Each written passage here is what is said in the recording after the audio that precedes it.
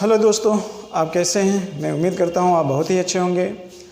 आज मित्रों जो मैं टॉपिक आपके सामने लेकर आया हूं वो टॉपिक मेरा अनुच्छेद नंबर 31 है। जी हाँ, आज जो हमारी टॉपिक है वह अनुच्छेद नंबर 31 का संबंध समाजवादी अर्थव्यवस्था से किस प्रकार से है, आज हम उस पर डिस्कशन करेंगे। और अनुच्छेद नंबर 31 को हम यहाँ पे थोड़ा से डिटेल से पढ़ेंगे, ठीक है। तो आइए हम देखते हैं कि अनुच्छेद नंबर 31 का संबंध किस तरीके से समाजवादी अर्थव्यवस्था से संबंधित है। आइए देखते हैं मित्र, जैसा कि आप जानते हैं कि अनुच्छेद नंबर 31 आपको पता ही होगा कि अनुच्छेद नंबर 31 में क्या है। तो आप जानते हैं कि अनुच्छेद नंबर 31 में संपत्ति का अधिकार था। जी हाँ, अनुच्छेद नंबर 31 में संपत्ति का अधिकार था और यह फंडामेंटल राइट का छठवां प्रकार था। FR का यह छठवां प्रकार था जिसको 44वें संविधान संशोधन के तहत 1978 में इसको हटाकर संविधान के 12वें भाग में रखा गया और इसको एक विधिक अधिकार के रूप में बनाया गया। यहाँ तक तो आप जानते हैं, लेकिन क्या आपको पता है कि आखिर में इस संपत्ति के अधिकार को हटाने की आवश्यकता क्यों पड़ी? तो पहले तो हम ये देखेंगे इस संपत्ति के अधिकार को हटाने की आवश्यकता क्यों पड़ी। तो पहले हम ये देखेंगे इसे हटाने की आवश्यकता क्यों पड़ी, ठीक। तो इसको हटाने की आवश्यकता क्यों पड़ी ये आपको पता होना चाहिए। और दूसरा, इसको हटाने के संदर्भ में, जी हाँ, इसको हटाने के संदर्भ में या इसको कमज़ोर बनाने के संदर्भ में इस अनुच्छेद को कौन कौन से संविधान संशोधन किए गए। जी हाँ, कौन कौन से संविधान संशोधन किए गए। तो कौन कौन से संविधान संशोधन किए गए ये आपको देखना होगा। और इसके संदर्भ में मुख्य रूप से कौन कौन से वाद आए थे उस वाद को भी हम देखेंगे। और जैसा कि मैंने आपसे पहले कहा कि अनुच्छेद नंबर 31 का संबंध किस प्रकार से समाजवादी अर्थव्यवस्था से। क्लियर? तो आइए देखते हैं इसको हटाने की आवश्यकता क्यों पड़ी। देखिए मित्र, अनुच्छेद नंबर 31 को हटाने को या कमज़ोर करने की आवश्यकता उस समय पड़ी जब हमारे देश में एक लोक कल्याणकारी राज्य की स्थापना किए जाने की आवश्यकता महसूस हुई। तो आपको पता होगा, इस चीज़ को समझने के लिए आपको ये भी जानना होगा अनुच्छेद नंबर 39 B और C। जी हाँ, अनुच्छेद नंबर 41 B और C को ध्यान में रखते हुए संपत्ति के अधिकार को सीमित व इसको हटाने के लिए आवश्यकता पड़ी। तो आपको ये पता होना चाहिए कि अनुच्छेद नंबर 39 B और C के तहत पहली बार क्या किया गया कि संपत्ति के अधिकार को सीमित किया गया। जी हाँ, संपत्ति के अधिकार को सीमित किया गया, ये आपको पता होना चाहिए। संपत्ति के अधिकार को क्या किया गया? सीमित किया गया। और दूसरा ये कि सार्वजनिक कार्यों के लिए, सार्वजनिक मतलब सरकारी, सार्वजनिक कार्यों के लिए, सार्वजनिक कार्यों के लिए जमींदारी प्रथा का उन्मूलन करना था। जी हाँ, जमींदारी प्रथा का क्या करना था? उन्मूलन करना था। जमींदारी प्रथा का क्या करना था? तो उन्मूलन करना था। तो ये जमींदारी प्रथा का उन्मूलन करना था। क्यों? क्योंकि कुछ सार्वजनिक कार्यों को करना था भारत सरकार को। दूसरा, आपको ये पता होना चाहिए कि एक उद्देश्य इनका ये भी था कि लोगों को क्या मिले, लोगों को अवसर मिले, लोगों को अवसर मिले ताकि उनको रोज़गार मिले। और जब लोगों को रोज़गार मिलेगा तो वह प्रतिष्ठा के साथ अपना जीवन क्या कर सकेंगे? प्रतिष्ठा का मतलब सम्मान के साथ वह अपना जीवन को संचालित कर सकें। जी हाँ, तो संपत्ति के अधिकार को सीमित या हटाए जाने के पीछे उद्देश्य जो था वह लोगों को एक अवसर प्रदान करना ताकि वह प्रतिष्ठा के साथ जीवन जी सकें। इसके लिए भारत सरकार ने अनुच्छेद नंबर 39 और B और C का हवाला देते हुए संपत्ति को अधिकार को सीमित किया व जमींदारी प्रथा का उन्मूलन करने का प्रयास किया। तो आइए हम देखते हैं कि आखिर में अनुच्छेद नंबर 39 बी और सी में क्या है जिसको आधार बनाकर अनुच्छेद नंबर 31 के प्रभाव को कम किया गया था। तो अनुच्छेद नंबर 39 बी में क्या है मित्र? तो इसमें है कि भौतिक संसाधनों का, जी हाँ बहुत ध्यान से सुनिएगा, भौतिक संसाधनों का स्वामित्व, भौतिक संसाधनों का स्वामित्व व नियंत्रण का संकेंद्रण न होने पाए, इसका मतलब समझ रहे हैं मित्र? इसका मतलब ये है कि हमारे देश के जो भौतिक संसाधन हैं उन संसाधनों पर किसी एक व्यक्ति या संस्था का स्वामित्व व नियंत्रण नहीं होना चाहिए। ठीक है, इस बात को ध्यान में रखते हुए दूसरा 39C में यह है कि आर्थिक गतिविधियों को संचालित करने के लिए, जी हाँ किसमें, आर्थिक गतिविधियों का संचालन इस प्रकार होना चाहिए, आर्थिक गतिविधियों का संचालन इस प्रकार होना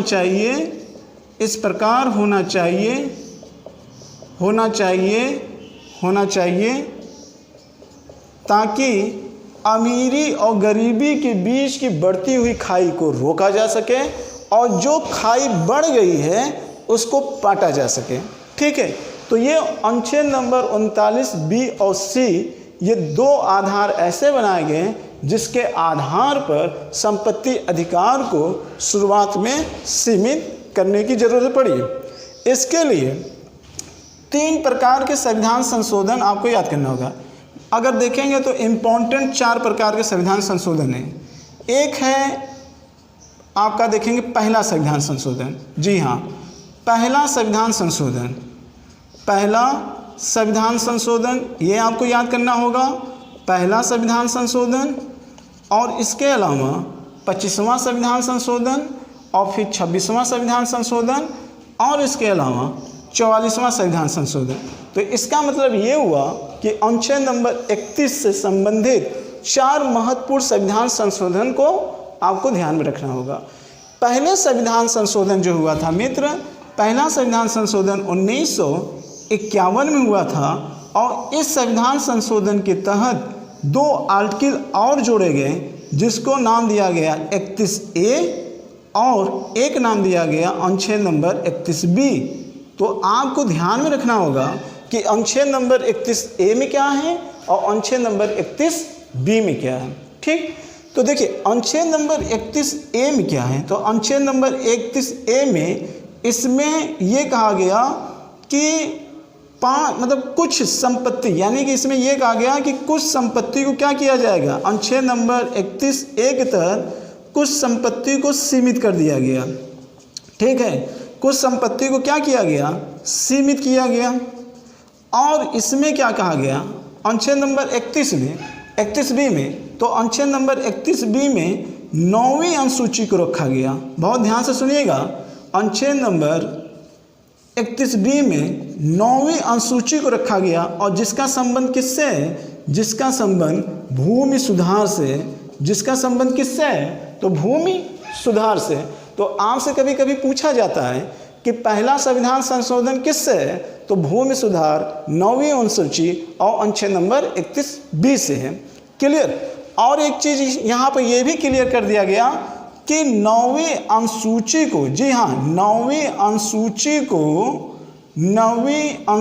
को न्यायालय में समीक्षा से क्या रखा गया, बाहर रखा गया। जी हाँ, न्यायालय में इसको समीक्षा से क्या रखा गया, बाहर रखा गया। ठीक है, इसका मतलब ये है कि अगर अनुच्छेद नंबर 31 में अनुच्छेद नंबर 9वीं अनुसूची का उल्लंघन होता हो तो फंडामेंटल राइट का आधार बनाकर आप सुप्रीम कोर्ट में अनुच्छेद नंबर 32 का उपयोग नहीं कर सकते हैं। यानी कि ये न्यायालय में इसकी समीक्षा नहीं की जाएगी, किसके तहत, फंडामेंटल राइट के तहत। ठीक है, यानी कि अनुच्छेद नंबर 32 ये अनुच्छेद नंबर 32 9वीं अनुसूची को पर फॉलो नहीं होगा। न्यायालय से समीक्षा से क्या रखा गया, इसको बाहर रखा गया, लेकिन ध्यान रखिएगा फंडामेंटल राइट के तहत। क्लियर? तो फिर से ध्यान रखिए, पहला संविधान संशोधन 1951 में हुआ था। इसके तहत इसमें अनुच्छेद नंबर 31A और B को जोड़ा गया। अनुच्छेद नंबर 31A में संपत्ति के कुछ अधिकारों को रखा गया, बाकी संपत्ति के अधिकार को समाप्त कर दिया गया।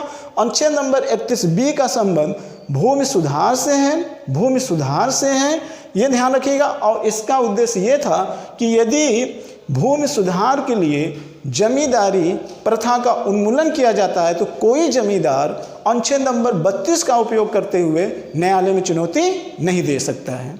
किस संविधान संशोधन के तहत रूल लाया गया? पहले संविधान संशोधन के तहत। क्लियर? अब ध्यान देखिएगा, 25वां संविधान संशोधन कब आया? 25वां संविधान संशोधन 1971 में आया। कब आया? 1971 में आया। तो इसका मैटर क्या है आप जान लीजिए। एक्चुअली में क्या है कि 1971 में एक बेला बनर्जीवाद आया था। बेला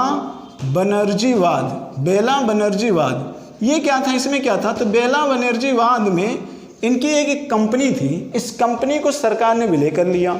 और जब कंपनी को इनके सरकार ने विलय कर लिया तो ये मुआवजा माने, और मुआवजा जब माने तो सरकार के द्वारा तुरंत एक संविधान संशोधन हुआ। और वो संविधान संशोधन हुआ कौन? 25वां संविधान संशोधन। और 25वें संविधान संशोधन तहत 1971 में यह बता दिया गया कि अगर संपत्ति का अधिग्रहण किया जा रहा है तो इसके बदले कोई मुआवजा नहीं मिलेगा, कोई मुआवजा नहीं मिलेगा। क्लियर? तो मुआवजा नहीं मिलेगा। ये किस संविधान संशोधन के तहत लाया गया? 25वें संविधान संशोधन के तहत 1971 में लाया गया। और किस वाद में? तो बेला बनर्जी वाद के बाद लाया गया। क्लियर? अब देखिए मित्र, इसके बाद 26वां संविधान संशोधन बहुत ही इंपॉर्टेंट है। देखिए इसका संबंध किससे है? तो इसका संबंध अनुच्छेद नंबर 363 और अनुच्छेद नंबर 363 का के तहत है। इसका संबंध अनुच्छेद नंबर 363 और 363 का के तहत है। अच्छा, इसमें था क्या? तो इसका संबंध प्रिवी पर्स, जी हाँ प्रिवी पर्स, इसका संबंध प्रिवी पर्स से है। तो प्रिवी पर्स क्या होते हैं? प्रिवी पर्स का मतलब ये कि इसमें जो देशी रियासत के नरेश होते थे, जो उनके संपत्ति हुआ करते थे, उनके संपत्तियों को छीन लिया गया और उनके उपाधियों को समाप्त कर दिया गया था। देखिए मित्र, होता क्या था कि जब मेरा देश आज़ाद हो रहा था तो उस समय देशी रियासतों को ये अधिकार दिया गया था कि वो चाहे वो पाकिस्तान में जा सकते हैं या तो फिर वो कहाँ जा सकते हैं, या तो भारत में जा सकते हैं। क्लियर? ये चीज़ें आपको ध्यान में होना चाहिए। तो अब ऐसे तो कोई नहीं जाएगा, तो भारत सरकार के द्वारा इनके देशी रियासतों से कुछ संधि की गई थी, कुछ करार दिया गया था कि आप अपने किले में रह सकते हैं और आप उसका उपयोग कर सकते हैं। बस कुछ मामले जैसे विदेशी हो गया, संचार हो गया, परिवहन हो गया, ये कुछ मामले ऐसे होंगे जो ये मेरे अधिकार के क्षेत्र के अंतर्गत होंगे, रक्षा वाला मामला हो गया, बाकी हर मामले में आपको आज़ादी रहेगी। ठीक है, ये अनुच्छेद नंबर 363 में लिखा गया था संधि और करार के तहत। तो भारत सरकार 1971 के पहले उनके किसी आंतरिक मामले में विशेष हस्तक्षेप नहीं करता था। 1971 के पहले देशी रियासत के नरेशों के आंतरिक मामले में किसी भी प्रकार का हस्तक्षेप नहीं कर सकता था। चूँकि देश में समाजवादी अर्थव्यवस्था को लाना था, मजबूत बनाना था, अमीरी और गरीबी के बढ़ते हुए खाई को समाप्त करना था, या तो आप ये कह सकते हैं कि लोगों को एक अवसर प्रदान करना था। बड़े बड़े जो भूमि के मालिक थे उनको समाप्त करके उस पर काम करने वाले लोगों को किसानी के लिए प्रमोट करना था। उन सारी बातों को ध्यान में रखते हुए अनुच्छेद नंबर 31 को समाप्त किया गया, सीमित किया गया। इसमें विभिन्न प्रकार के संविधान संशोधन लाए गए। तो उन्हीं के साथ साथ जो प्रिवी पर्स के मामले थे, अनुच्छेद नंबर 363 में जो करार एवं समझौते और संधि बताई गई थी, उसको समाप्त करके 26वें संविधान संशोधन के तहत 1971 में अनुच्छेद नंबर 363 का जोड़ा गया, जिसमें प्रिवी पर्स के संपत्ति वह उनकी उपाधियों को क्या कर लिया गया, छीन लिया गया। जो अनुच्छेद नंबर 363 में करार और संधि हुई थी वो क्या कर दिया गया, समाप्त कर दिया गया था। क्लियर मित्र। अब इसके बाद देखिए, इसके बाद सबसे इम्पोर्टेंट 44वां संविधान संशोधन जो आप हमेशा सुनते आए हो और पढ़ते आए हो, ठीक है। तो 44वां संविधान संशोधन के तहत 1978 में, जी हाँ 1978 में इस संपत्ति के अधिकार को क्या किया गया मित्र, संपत्ति के अधिकार को मूल संविधान के, जी हाँ संविधान के भाग 3 मूल अधिकार, संविधान के भाग 3 मूल अधिकार के 6वें प्रकार यानी कि अनुच्छेद नंबर 31 को, संपत्ति के अधिकार को क्या किया गया, हटा दिया गया और इसको हटाकर संविधान के 12वें भाग अनुच्छेद नंबर 300 कम रखा गया और विधिक अधिकार के रूप में। विधिक अधिकार का मतलब क्या होता है? अब इसका मतलब ये हुआ कि यदि संपत्ति के अधिकार का किसी भी प्रकार का उल्लंघन होगा तो आप अनुच्छेद नंबर 32 के तहत सुप्रीम कोर्ट में डायरेक्ट नहीं जा सकते हैं। ठीक है, ये है जो मूल अधिकार को एक एक्स्ट्रा अधिकार मिलता है, अब वो अधिकार क्या कर दिया गया, समाप्त कर दिया गया था। तो इस प्रकार हम कह सकते हैं कि संपत्ति के अधिकार को कहाँ रखा गया है, संविधान के 12वें भाग अनुच्छेद नंबर 300 कम में रखा गया है। और किस संविधान संशोधन के तहत पूरी तरीके से हटा दिया गया, तो 1978 में हटाया गया। किस संविधान संशोधन के तहत, 44वें संविधान संशोधन के तहत। अब ये कानून कब प्रभावी हुआ था, तो कभी कभी आपके एग्जाम में ये पूछ लेता है। तो ये कानून 1979 में प्रभावी हुआ था। कब प्रभावी हुआ था, 1979 में प्रभावी हुआ था। अब मैं आपको एक चीज़ और यहाँ पे बता देना चाहता हूँ। जैसे आप एक चीज़ ये भी जान लीजिए कि एक वाद और आया था और वो वाद 1981 में आया था और वो वाद था वामन राव वाद।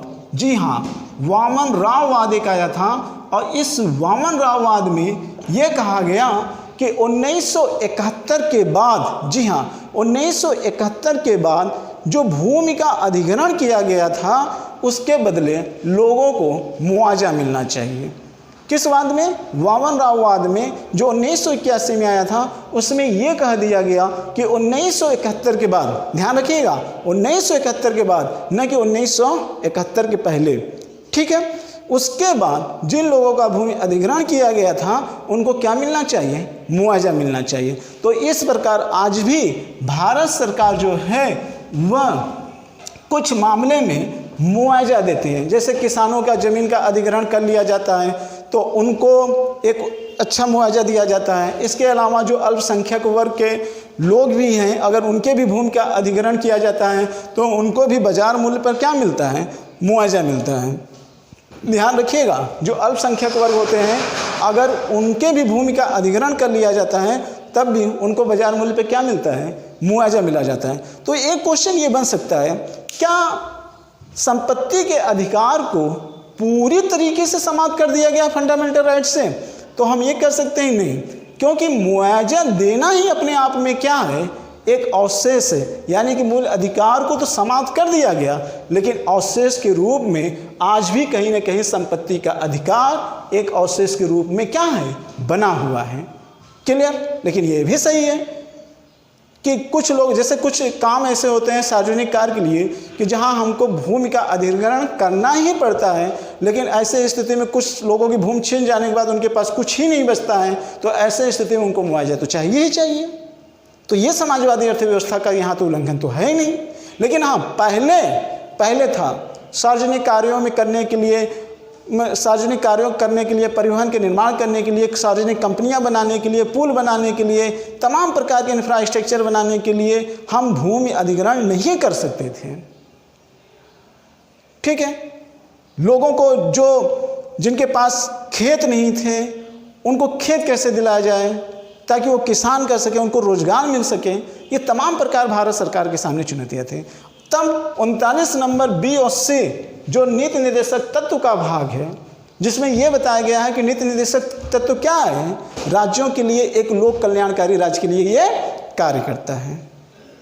ठीक है, ऐसे स्थिति में यदि मूल अधिकार का उल्लंघन होता है, यदि ऐसे स्थिति में मूल अधिकार के, इसका मतलब ये है कि संसद या राज्य मूल अधिकारों में संविधान संशोधन कर सकती है बशर्ते संविधान के आधारभूत ढांचा का उल्लंघन नहीं होना चाहिए। जैसे मैं आपको एक चीज़ बताऊं, जैसे अगर यही 44वां संविधान संशोधन हो गया तो क्या ये अनुच्छेद नंबर 14 और 19 का उल्लंघन है? तो नहीं। ऐसे स्थिति में अनुच्छेद नंबर 39 और 20C को लागू करने के लिए अनुच्छेद नंबर 14 में क्या है? समानता का अधिकार है, समानता का अधिकार है। 19 में क्या है? स्वतंत्रता का अधिकार है, ठीक है। और 31 में संपत्ति का अधिकार है। तो ऐसे स्थिति में आप ये नहीं कह सकते हैं कि अनुच्छेद नंबर 14, 19 और 31 का उल्लंघन है। उल्लंघन नहीं है, यह मूल अधिकार का उल्लंघन नहीं करवाया जा सकता है। क्यों नहीं करवाया जा सकता है? क्योंकि जो भारत सरकार, जो राज्य कानून बना रही है वो लोगों के हित में बना रही है, लोक कल्याणकारी के हित में बना रही है, न कि वह अपने फायदे के लिए बना रही है या किसी विशेष वर्ग के लिए फायदे के लिए बना रही है, बल्कि ये जन कल्याण के हित में कानून बन रहा है, राष्ट्र निर्माण के संदर्भ में कानून बन रहा है। तो ऐसे स्थिति में संविधान के आधारभूत ढांचा का उल्लंघन नहीं माना जा सकता है। क्लियर? तो मैं ये समझता हूँ कि ये आपको अच्छे तरीके से समझ में आ गया होगा। तो क्या ये अनुच्छेद नंबर 31 को समाप्त किया जाना समाजवादी अर्थव्यवस्था की तरफ इशारा नहीं करता है? आप बताइए। तो हो सकता है ये प्रश्न मेंस में भी बन सकता है कि अनुच्छेद नंबर 31 का संबंध किस तरीके से समाजवादी अर्थव्यवस्था को स्थापित करता है। तो आप इसको बड़े आराम से 100 शब्दों में बिना कहे लिख सकते हैं। तो आप एक चीज़ ये भी देख सकते हैं कि अनुच्छेद नंबर 31 का संबंध अनुच्छेद नंबर 39-20 से संबंध है, 31A और B से संबंध है, 14-19 से संबंध है, और इसके अलावा अनुच्छेद नंबर 363 और 363 का से संबंधित है।